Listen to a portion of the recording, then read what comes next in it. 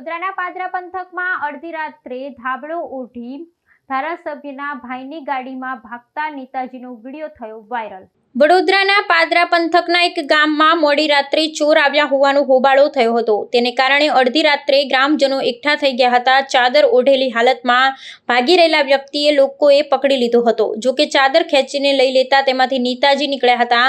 પાદરા પંથકની સહકારી સંસ્થાના પૂર્વ ચેરમેન ધાબળો ઓઢી રાત્રે ગામના એક ક્લિનિકમાંથી નીકળ્યા હતા। સોશિયલ મીડિયામાં ધાબળો ઓઢીને ભાગતા નેતાજીનો વિડીયો વાયરલ થતા નેતાજીની કરતૂત બહાર આવી છે। નેતાજી અડધી રાત્રે ચાદર ઓઢી ક્લિનિકમાંથી કેમ નીકળ્યા હતા તેવા અનેક સવાલ નાગરિકોના મનમાં ઉઠી રહ્યા છે। આ નેતાજી જે ગાડીમાં બેસી ભાગી ગયા હતા તે ગાડી પણ ધારાસભ્યના ભાઈની હોવાનું જાણવા મળ્યું છે। ત્યારે વડોદરા પંથકના નેતા શ્વેત વસ્ત્રો પહેરી અડધી રાત્રે કાળા કામ કરતા પકડાઈ જતા આ મામલો વડોદરા સહિત સમગ્ર ગુજરાતમાં ચર્ચાસ્પદ બન્યો છે। વાત એમ છે કે પાદરા તાલુકાના સાંગલી ગામે લગ્નેતર સંબંધો ધરાવતી મહિલાને મળવા અડધી રાત્રે પહોંચ્યા હતા। મળવાનું સ્થળ એક ક્લિનિક હતું। ક્લિનિક સાંજે બંધ થઈ જાય છે, પરંતુ ક્લિનિકમાં અડધી રાત્રે હલચલ થતા ગ્રામજનો એકઠા થઈ ગયા હતા।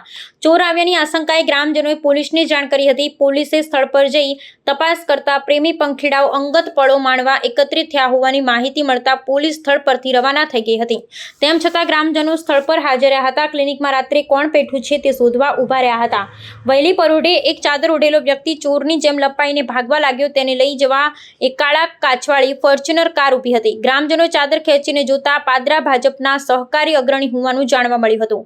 ગ્રામજનોથી બચી તેઓ ફોર્ચ્યુનરમાં બેસીને નાસી છૂટ્યા હતા। કાળા કાચવાળી ધારાસભ્યના ભાઈની ફોર્ચ્યુનર કારમાં સવાર થઈને ભાગી ગયા હતા। ગ્રામજનોએ બનાવેલો વિડીયો સોશિયલ મીડિયામાં વાયરલ થયો હતો।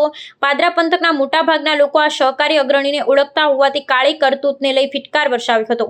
સોશિયલ મીડિયામાં વિડીયો વાયરલ થયા બાદ નાગરિકો અનેક પ્રકારના સવાલો કરી રહ્યા છે। તેઓ અડધી રાત્રે ક્લિનિકમાં શું કરી રહ્યા હતા?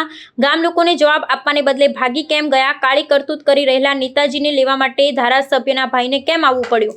જોકે સાર્વજનિક જીવનમાં સ્વચ્છ છબી ધારણ કરનાર કેટલાક નેતાઓનું અસલી ચરિત્ર જાણવું હોય તો કાળી રાત્રે તેઓના કાળા કુકર્મોની જાણકારી રાખવી પડે। આવા કાળા કુકર્મો કરનારા નેતાઓને કોણ બચાવી જાય છે તેઓની પણ ઓળખ જનતાને થવી જોઈએ।